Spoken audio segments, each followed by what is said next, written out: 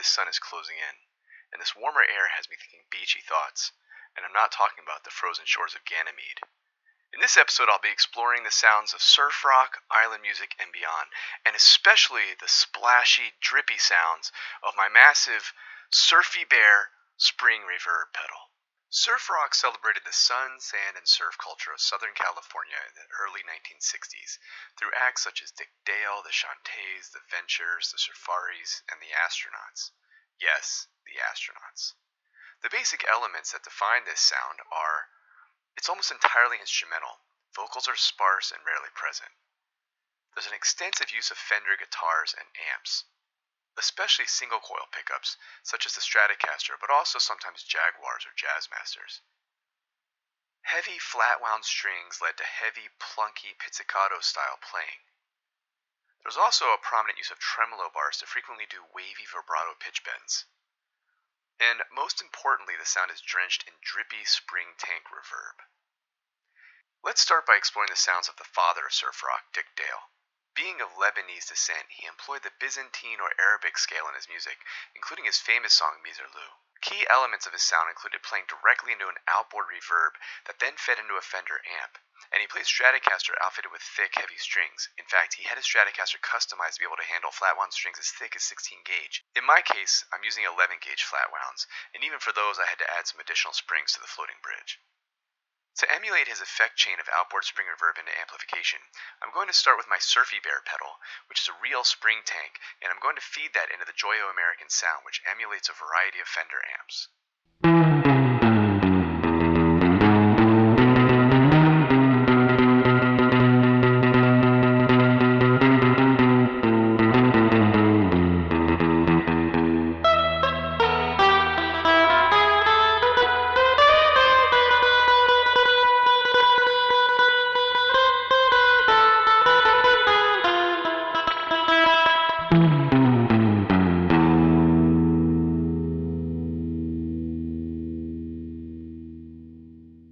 Another classic hit of the era was Pipeline, which was originally done by the Chantays, but their use of electric piano gave a softness that was made a little harder by the guitar-driven tones of a cover done by the Ventures.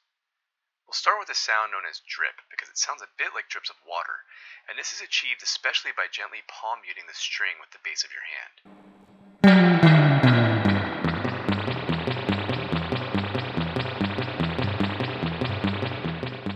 To add wavy vibrato strums, I'll be using my hollow body Ibanez Art Core because I find the Bigsby bridge to be very useful for these undulating pitch bends.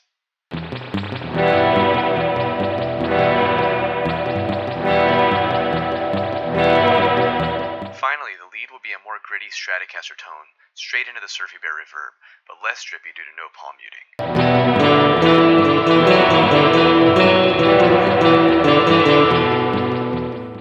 Now let's splash down on the other side of the Pacific to hear some instruments from the Hawaiian Islands. One way to definitely achieve a more relaxed island vibe is through the melodic, sliding sounds of the lap steel guitar, which originated in Oahu in 1885.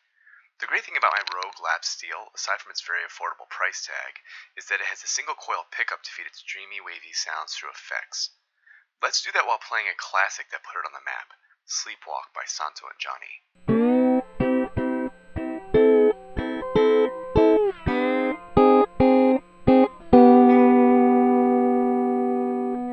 Then I applied the planetarium setting of Valhalla Delay, which actually acts more as a pitch-shifted reverb.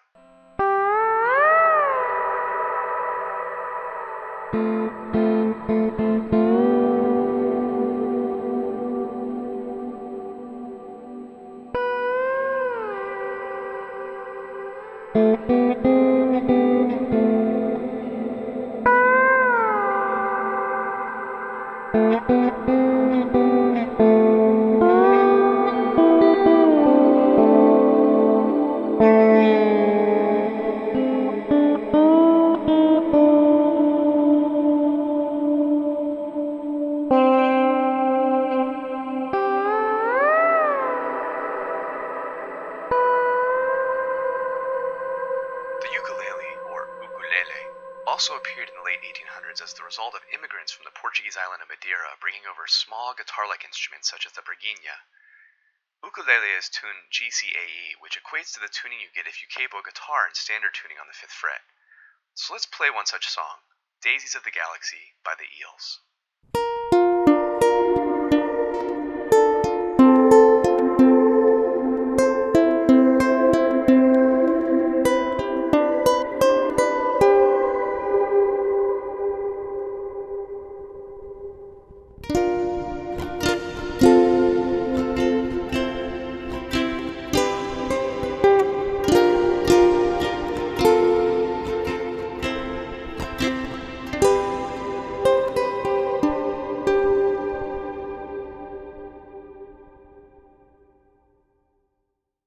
As much as I love traditional surf rock, I also like pushing old sounds into new territories. So I want to create a song that combines old school surf rock and island music with newer, chilled out sounds to create a chill wave mashup of different regions, genres, and time periods. The first step is to come up with a beat to set the tempo, and for this I'm going to use my new Sonicware Liven Lofi-12. This little unit's a lo-fi 12-bit sampler as well as a step sequencer, and it does a whole lot more, including a variety of effects. Obviously, that's quite a bit too much to do a deep dive here, but for the price, it's a very fun and affordable way to make lo-fi beats. In this case, I didn't do any sampling, I just set the tempo to a moderately chill 85 beats per minute, and used some of the preset sound banks, including Icy K with some reverb,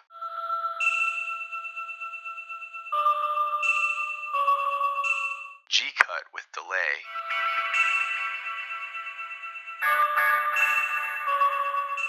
and a bass drum with compression applied.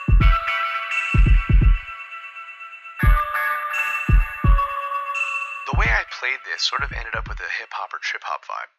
So I guess with my surf rock and island sounds you could call this trip-hop. I really love the lap steel and wanted to use that for both an intro and to dictate the overall feel of the song. So that was my next step. It didn't sound bad by itself, but using the hi-fi modulated plate reverb preset of the Valhalla delay plugin added a whole lot more depth and stereo spaciousness.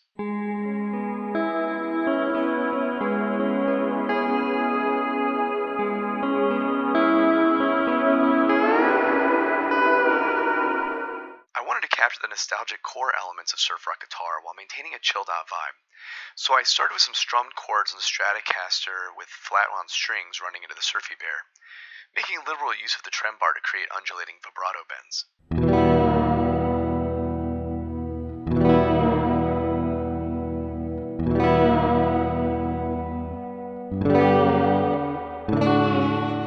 Then, for the little bridge or interlude, I palm muted the surf guitar to get a more plunky, driving, and drippy lead melody.